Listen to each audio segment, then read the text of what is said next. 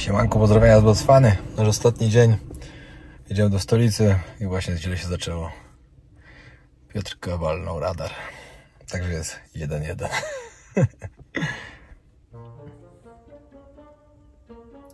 No niestety. Kurde, ciekawe. Mówi, że jechał w 100, było 80, a mówi, kurde, no zwolnię w razie W, no ale nie zwolnił. Zaraz mu będę pokazywał. No lipa. A my się śpieszymy, a Piotrek sobie filmy ogląda. No nie no, mordo, tak się nie robi. Trzeba dotrzeć szybko do stolicy, żeby filmy wysłać. Żeby odcinek dzisiaj był. No tak to bywa w podróży. Ale powiem wam tak, w RPA nigdzie nic. Namibia nigdzie nic. A w Botswanie już drugi raz zasłapali. No ale ktoś to o tym też mówił, że tutaj właśnie tak jest, że trzeba na to uważać. O, widzę właśnie, a to patrzcie to, no. Przed nami kolejne samochody łapią co chwilę kogoś, tak się ustawili. Chłopak idzie z mandatem, Piotrek idzie właśnie po mandat swój. I tak zaczynamy. Ostatni dzień w tym kraju. Zdarza się. Jedziemy do stolicy. Gaborone, a tak naprawdę czyta się Gaborone. Nie wiem dlaczego, ale tak się czyta. Idziemy zobaczyć, co tutaj ciekawego mam do zaproponowania. Jest to największe miasto w całej Botswanie. Wiecie, w tym kraju ogólnie żyje 2,5 miliona ludzi. W Gaborone żyje ponad 200 000. O, nie, może mu się udało. Ale nie, pewnie poprawka wraca. Piotrek, elegancki komplecik z podróży wojownika. Wam też serdecznie polecam. Na stronie Extreme Hobby znajdziecie, super. Nie wiem, czy jest jeszcze czego cieszyć, kolego, mój drogi. Jesteś przestępcą, bandytą i kryminalistą za niedługo pewnie, jak tak dalej pójdzie. Kupujcie te książki. Jak będziesz łamał przepisy drogowe, to dalej tak będzie. Weź otwórz. No ja, ty sobie otwórz. Jak ja ci mam otworzyć?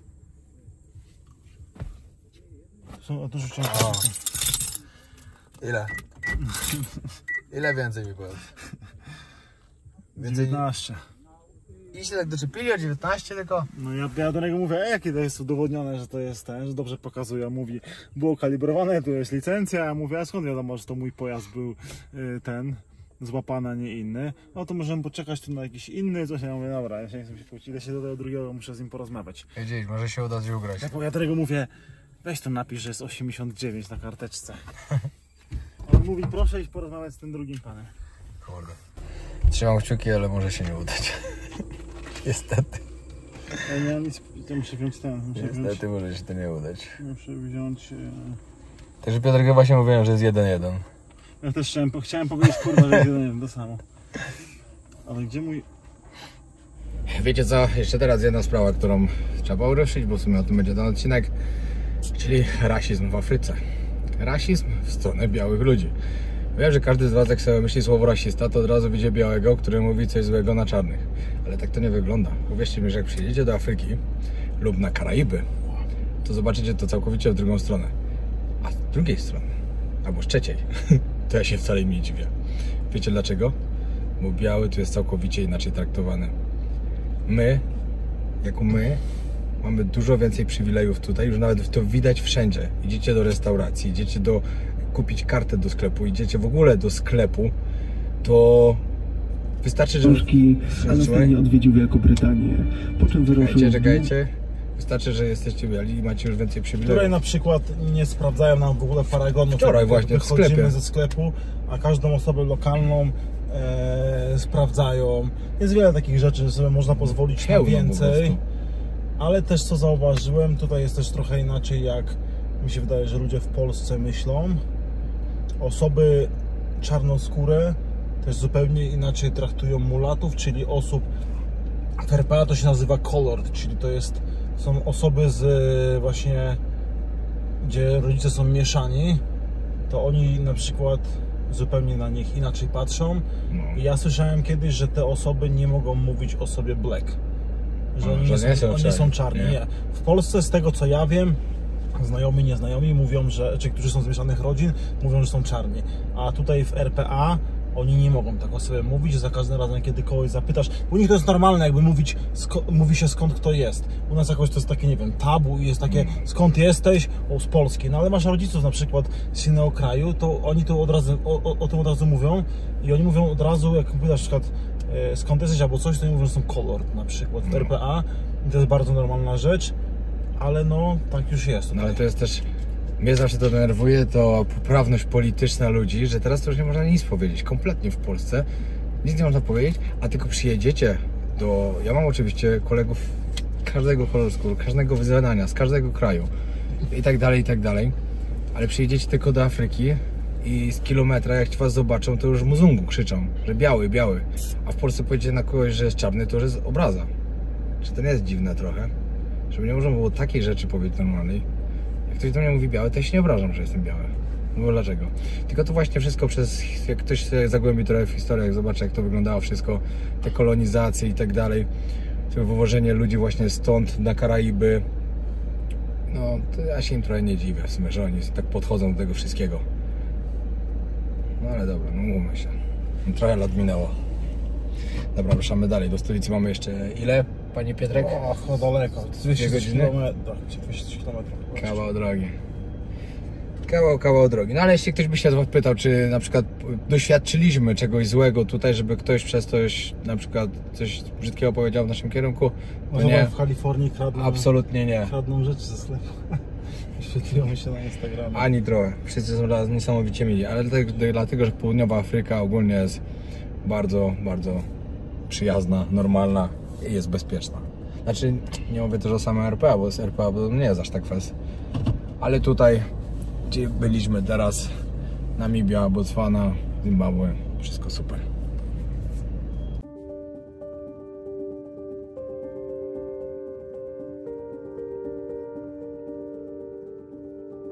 Rasizm w Afryce jest zjawiskiem wielowymiarowym, mającym głębokie historyczne i współczesne korzenie.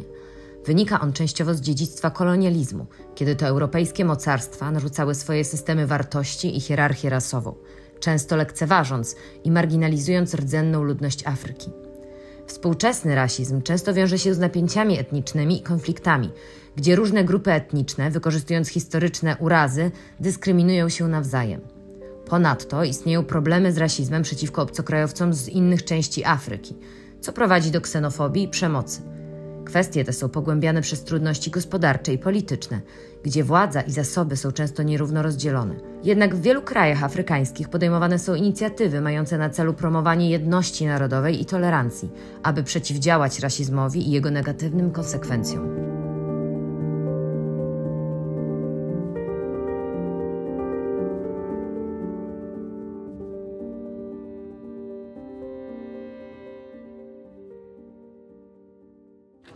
No i dojechaliśmy do Gaborone. Musimy akurat teraz w hotelu sobie wysłać materiały. O, proszę otworzyć.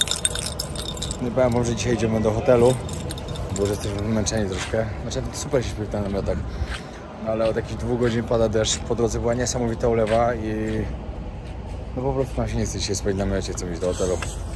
Znaleźliśmy w miarę tani. W Łodzi było po 70 zł od osoby. Także idziemy się wyluzować. Szukaliśmy co zobaczyć w tym mieście. Niewiele jest, jeszcze pada, ale mamy nadzieję, że się zameldujemy i coś wam pokażemy. Trochę jeszcze nam opowiem później o tym temacie. Powiem wam, że trochę posłuchaliśmy też na temat niewolnictwa, jak tutaj wyglądało i tak dalej w Afryce w XIX wieku. Straszne, naprawdę straszne, że człowiek człowiekowi takie rzeczy potrafi robić. Wiadomo, teraz się dzieją też straszne rzeczy i tak dalej, no ale niewolnictwo. Dobra, teraz mi ktoś powie, że w tych czasach mamy nowoczesne niewolnictwo, jak ktoś na przykład, wiecie, pracuje za ileś tam i mało za to dostaje i tak dalej, że to jest... Ale to, co się działo tutaj, jak ludzie byli po prostu, wiecie, pojmowani, zamykani do klatek, szli na przykład przez ileś tam, że ledwo przeżywali takie drogi, byli sprzedawani później, albo wywożeni, znaczy nie wywożeni, bo raczej oni płynęli na Karaiby. No, jak człowiek troszkę sobie o tym poczyta, pointeresuje się tym, to zaczyna rozumieć rasizm. Ja wiem, że dla niektórych to źle zabrzmi, ale naprawdę zaczyna to rozumieć. Znaczy z ich strony do nas. No. Czyli taki, który występuje właśnie tutaj w Afryce.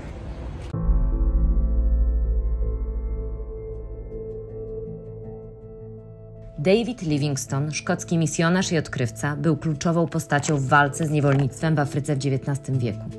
Urodzony w 1813 roku, w młodym wieku zainteresował się misjami zagranicznymi, co ostatecznie doprowadziło go do Afryki.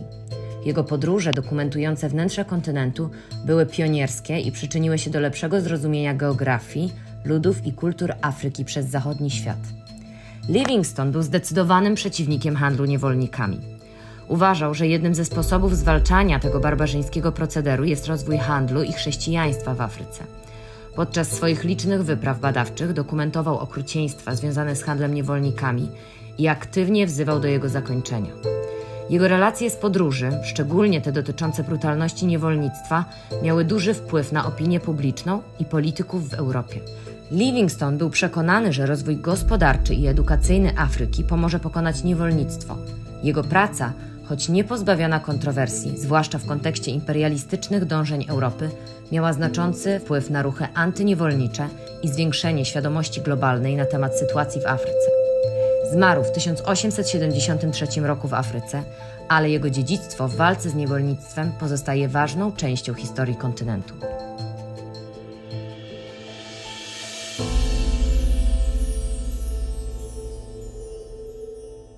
Idziemy właśnie na siłkę z Polem, powiem wam tak. Patrzcie, jakie obuwie na siłowni. Jak normalnie wszędzie można iść w japonkach, tu akurat nie wolno, to trzeba było zmienić obuwie. W butach trekkingowych, które mam na Kilimandżaro i do dżungli w Ugandzie na siłownię. No ale nie mam wyjścia, nie mam żadnych adidasów przy sobie. Bo zostawiłem w Tajlandii, a wziąłem to na zamianę, żeby nie wozić dwóch par. I tak to jest. Leci wariat z treningiem. Siłownia. Naprawdę super. Mega, mega dobra. No i siemanko, zaczynamy kolejny dzień. Byliśmy właśnie zjeść sobie pyszne śniadanie. Było tak pyszne, że aż szok. Ruszamy w stronę Johannesburga. Jesteśmy dalej w Botswanie. Mamy jeszcze do przejechania jakieś 500 kilosów. Piotr Polo Przywarski, witam serdecznie. Ty, ale ręce chodzą. Widać, że przed obozem Nagmai Camp kolejnym. Wiadomo. Teraz trzeba zrobić. Mieliśmy być dopiero jutro w Johannesburgu, ale plan jest zmieniony ze względu na to, że tutaj już w tej części nie ma nic ciekawego. A jesteśmy też trochę zmęczeni już. Także jedziemy sobie dzisiaj, bierzemy hostelik. Tak. I ja tam 2 nocki, Piotrek ile? Tydzień? 5 dni. Ja się powiem telepałem, słuchajcie, Masz coś czarnego. A ja? Nie, ja mam spoko. Telepałem się podobno w nocy, taki byłem zmęczony. No ale wczoraj trening taki zrobiliśmy. Nie było działania. Był naprawdę mocny trening. I o to chodzi. Dzisiaj może się też do Johannesburgu wieczorem pójść, a to się wszystko okaże. Ciekawe gdzie hop, na tej dzielnicy to sobie możesz. Nie ma? Gdzie na tej dzielnicy to możesz jedną ulicą chodzić tylko. Jedną, poważnie, jedną ulicą można chodzić. No to zrobimy sobie w tym, a jak nie to pojedziemy po prostu Uberem. Na siłkę. Coś wymyślimy. Dobra, nie skończę, bo jedziemy. Jak będzie coś po drodze ciekawego, to oczywiście wam pokażę. No i żegnamy się z krajem, gdzie wszędzie są krowy i kozy na drodze. Ludzie by sobie wyobrażali inne zwierzęta, ale no widzicie, no jest jak jest. No żadnej krowy w Namibii nie było. No, nigdzie tyle nie było, a tutaj wszędzie przy tych drogach były. Właśnie podjeżdżamy na granicę. To już granica? Tak, no. Mam nadzieję, że pójdzie raz, dwa. I jesteśmy w RPA z powrotem. A czekaj, to trzeba biuro the change, to nie? Nie, trzeba wyjechać najpierw. Tylko Dlokvening. Ja wam, że na granicach naprawdę tutaj w tych krajach tak wszystko sprawnie przechodzi, że jestem naprawdę bardzo zaskoczony. Na stronie Botswany wszystko elegancko, teraz jesteśmy już po stronie RPA. Trzeba podbić pieczątkę i jesteśmy z powrotem w Afryce Południowej. Z RPA, Republika Południowej Afryki dokładnie. I już od razu widać rugby. Mieliśmy szczęście, że trafiliśmy akurat jak świętowali zwycięstwo. I welcome! No i moi drodzy, jesteśmy w RPA z powrotem. Zrobiliśmy niezłą traskę. Znaczy jeszcze nie dojechaliśmy do Johannesburga. Będzie 8000 km. Będzie 8000 jakieś, które zrobiliśmy, także bardzo, bardzo fajna trasa. Niesamowita, ale o, fajnie, nie strasz. Patrzcie jaka kolejka tirów. A my przejechaliśmy bardzo szybko. Z 15 minut może wszystko potrwało. Wszystko sprawdzi fajnie. Dobry czas i... Zamianka. Teraz Piotrek jedzie. Mamy jeszcze jakieś 2 godziny do wypożyczalni. Stwierdziliśmy, że oddajemy dzisiaj samochód już, żeby nie robić sobie nim problemu. Normalnie mamy go do jutra, ale żeby nie robić sobie problemu, bo nie ma parkingu takiego dobrego pod naszym hostelem. Jeśli nie będziemy mieszkać, nie jest najlepsze. No właśnie, że jest tam niezabezpiecznie dla takiego samochodu. To stwierdziliśmy, że wolimy dzisiaj oddać i mieć problem z głowy. To będzie bardzo dobre rozwiązanie tak naprawdę, tylko zastanawiamy się, co się do nas doczepią. Powiedzieliśmy im, że się półki zepsuły z tyłu. Ale pisali do nas w ogóle wczoraj. Zadzwonili w ogóle do mnie. Tak, najpierw SMS-a. Hej, tutaj jest Britz, coś tam, czy wszystko u was ok?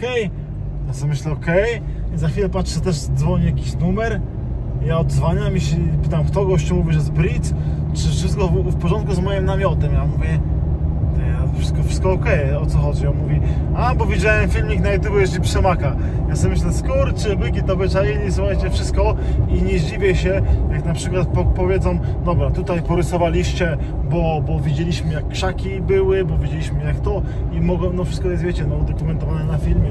No tak, a stało się to tak, że jeden z moich widzów nieświadomie nas podkapował, bo oznaczył właśnie Blitza w komentarzu pod filmem gdzieś i oni napisali nam ok, save journey i tak dalej, żeby wszystko to już się użyło. No i okazało się później, że chyba sobie oglądają nasze filmy po prostu. I zobaczymy jak to będzie. Ale myślę, że nie będą chcieli nam robić pod górkę właśnie ze względu na to, że robimy filmy i żeby nic złego na nie nie powiedzieć. No bo zrobiliśmy nie, to nic też się nie stało. No nic się nie stało, no totalnie się nic nie stało. Szafki się zepsuły, ale to nie naszej winy. To jest ich problem i ich wina. Z siebie, no. korek się rozwalił od wody, to był zepsuty i jeszcze kupiliśmy nowy specjalnie. My jeszcze im dajemy lepsze to auto niż wzięliśmy. To w ogóle złoci klienci. No ale powiem wam, że już naprawdę już od wczoraj zacząłem czuć zmęczenie tym samochodem. Jeszcze jak poszliśmy do hotelu, jak widzieliście, się przespać normalnie, to było tak dobrze się obudzić w normalnym łóżku. Ja nie mówię, bo ten namiot był super, świetnie się potem spało i tak dalej.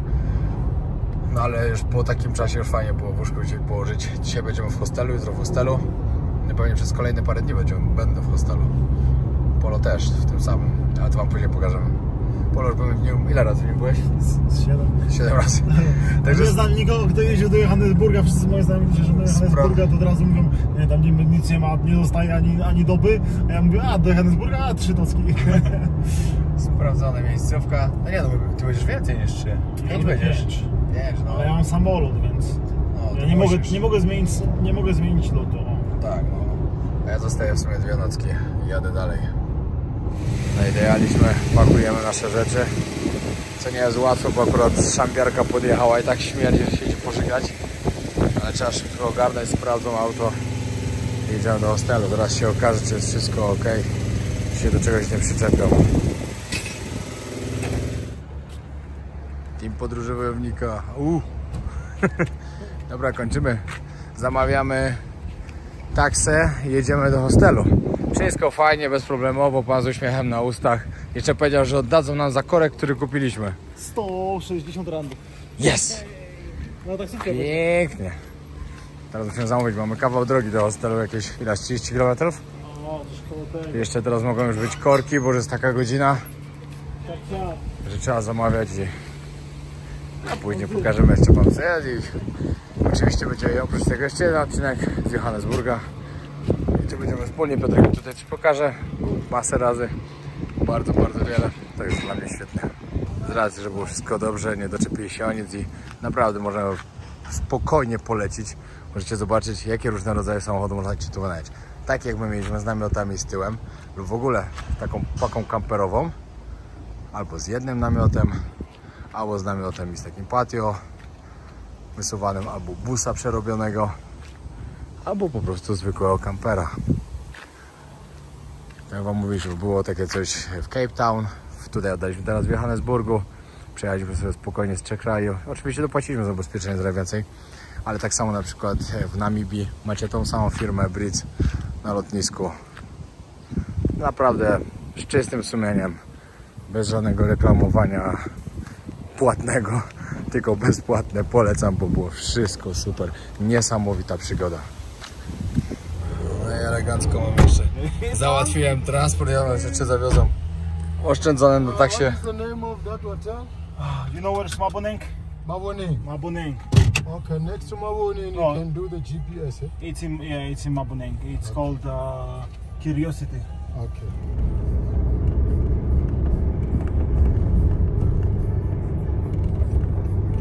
Powiem wam, że widać już dużą różnicę między Johannesburgiem a jak byliśmy w Kapsztadzie.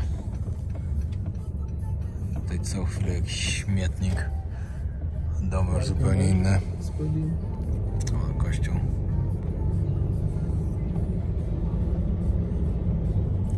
Tutaj klimacik już jest zupełnie inny.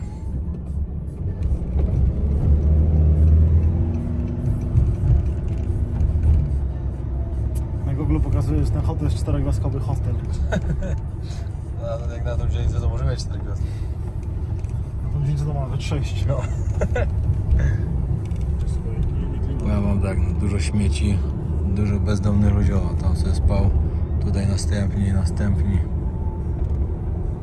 No jest totalnie inaczej niż w takim Kapsztadzie. Tutaj następny idzie.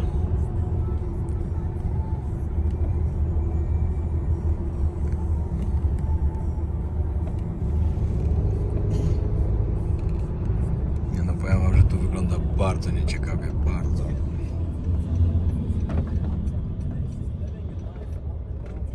Jak ja tu przyjechałem po raz pierwszy w roku 2021, GPS jest lost, lepiej żeby GPS nie był lost na tej dzielnicy. My przyjechaliśmy z bazą tutaj pierwszego dnia do RPA, pierwszy raz w życiu jechaliśmy właśnie Uberem i baza otworzył okno, wyciągnął kamerę, a ten kierowca do niego mówi: kurwa, schowaj tą kamerę, jesteś na Mabonengu, a nie u siebie w domu. I my wtedy sobie zdaliśmy sprawę, że tu nie ma żartów i skoro kierowca Ubera mówi wam tak coś takiego, żeby zamknąć szybę, żeby nie świrować, to faktycznie tak jest. No. Sami zobaczycie zaraz. No. Już możecie zobaczyć, jaka jest różnica niesamowita. Już teraz rozumiem, dlaczego Polo nie chciał te samochody zostawiać. Rozumiem to doskonale. I dlaczego mówię, że tu się nie chodzi tak po dzielnicy, jakbyśmy sobie chcieli tylko się przejść. Pójdziemy jeść i wracamy. Jest, left. Dobre, no. Niezłe dzień, niezłe. No. Czuję się trochę jak w Bogocie, jak byliśmy na tej dzielnicy takiej Chciałem pokazać dwie strony tego kraju, że jedną piękną w Kapsztadzie, a drugą taką nieciekawą, bo jakbyśmy poszli taką, to ci się udało. taką typową biznesową, o patrz, na Android 30 za kilogram ziomuś tu jest. No, to pięknie. Gdzie to? Tutaj w lewo. W ogóle się nie chodzi po chodniku, to jest w ogóle mistrzostwo świata. Zobacz, że nikt nie chodzi po chodniku. Aha. O, jest, Curiosity. Ja... Shop, thank you, yes. Okay. Jesteśmy. Pani albo nam robi na złość, albo mówi, że nie ma. Chyba nam robi na złość, tylko bo mają pokoje, tylko tak się sprzecza z Piotrkiem. No dobrze znałem to już, bo tyle razy, że wiecie. Ale... no... To jest już taka prawdziwa Afryka. Tak jak mi się spodziewałem. I bardzo dobrze. Bardzo dobrze. Kraty w drzwiach. Tak wygląda nasz hostel. Zapraszam na to.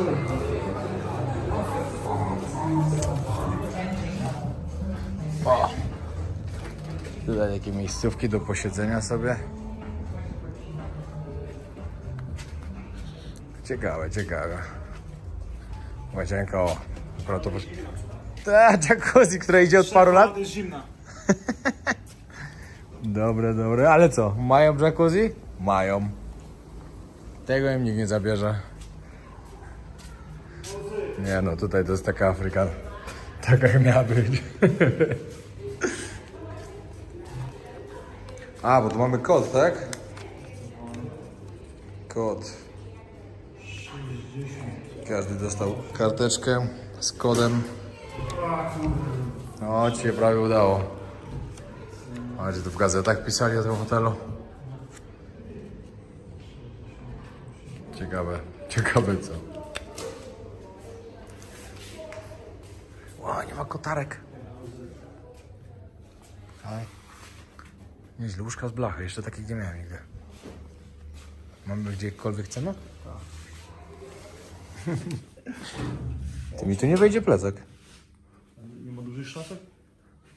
Mogę dać ci to, mogę dać ci... Okładki są duże, no, w tym drugim pokoju. O, widzisz. No i dam ci te.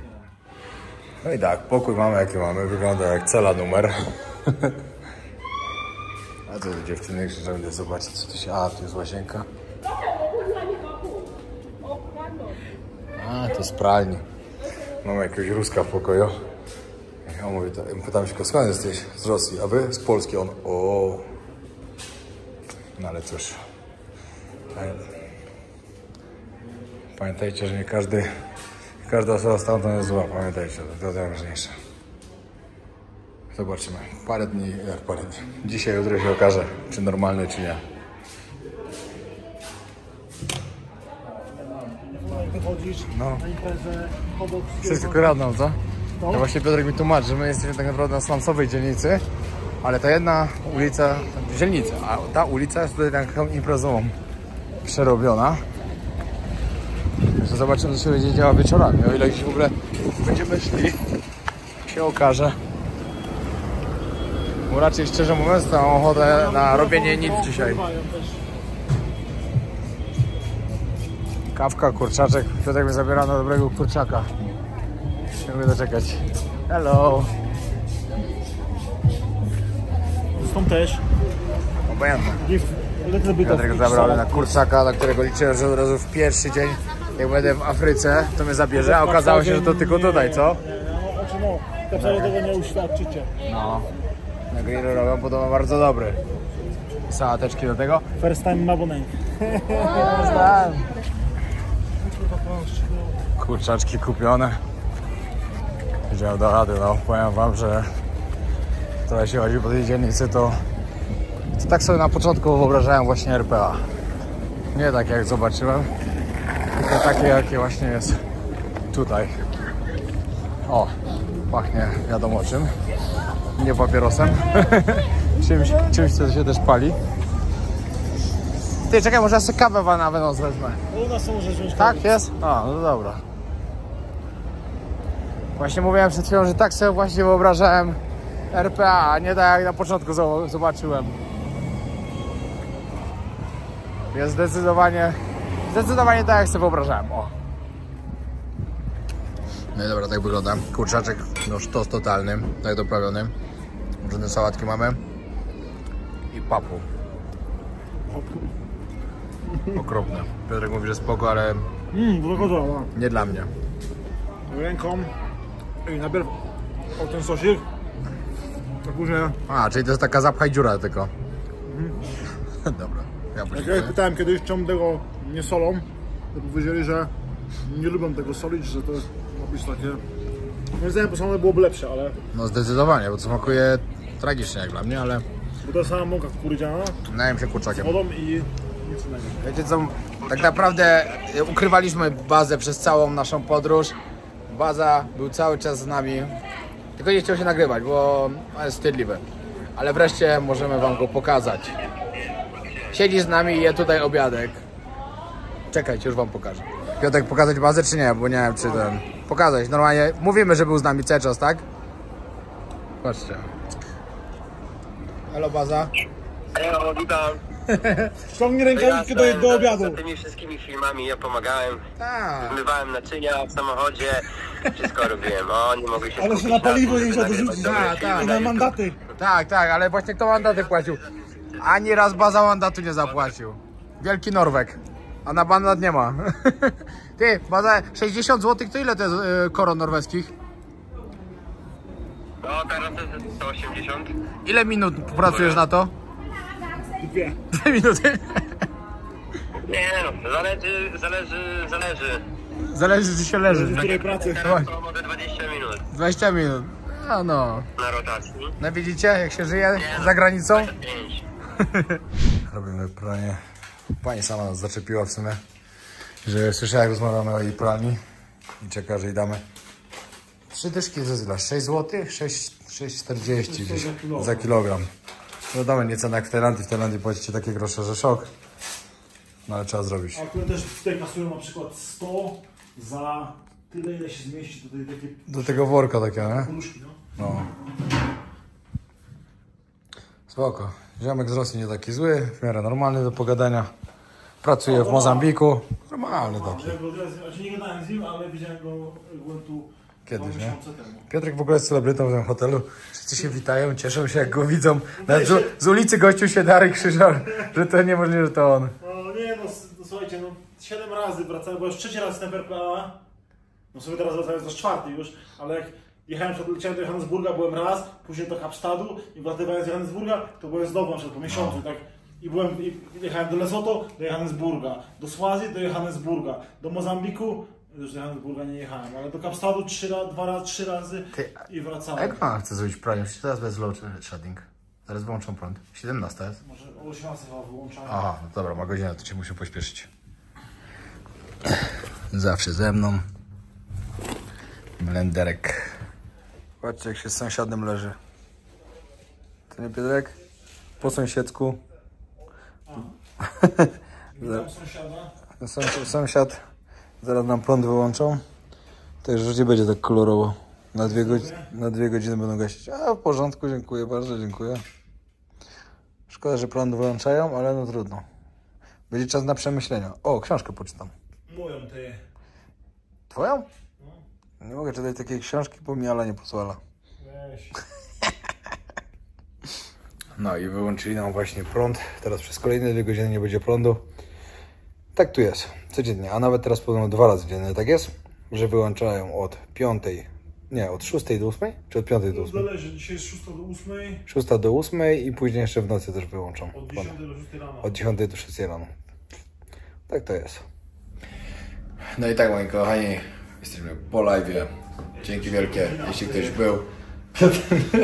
Chyba sobie wypinam się. Co tam robisz? Ja nie mam z tym nic wspólnego, od razu mówię. Patrzcie, jak sobie mieszkamy jeszcze. Nic, tyle. Dzięki wielkie, że oglądaliście. Mam nadzieję, że dowiedzieliście się czegoś ciekawego z tego odcinka. Pozdrawiamy już oczywiście z Johannesburga w RPA. Kolejny odcinek będzie z tego miasta, żeby pokazać wam, jak wygląda i jaka jest różnica między tym a Cape Town. A jest ogromna, totalnie ogromna. No i później już dalej w podróż. Eswatini, Mozambik, Uganda, Rwanda i na końcu Tanzania. Wyprawa na Kilimandżaro. Wracam do Tajlandii trenować. Trzymajcie się, zostawcie subskrypcję, jak wam się podobał ten odcinek. Lecimy po 400 000. Do końca roku brakuje jeszcze 28 000. Pozdro.